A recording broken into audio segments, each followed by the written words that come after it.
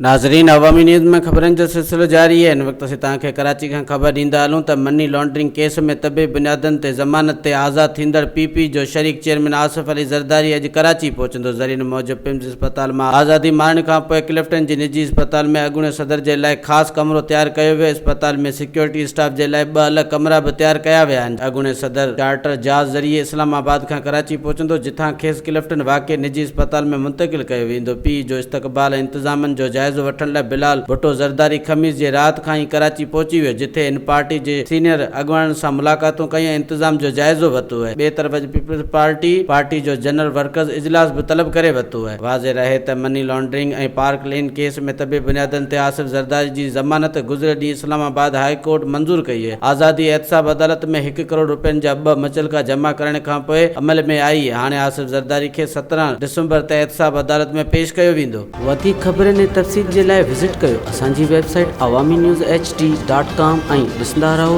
Awami news HD।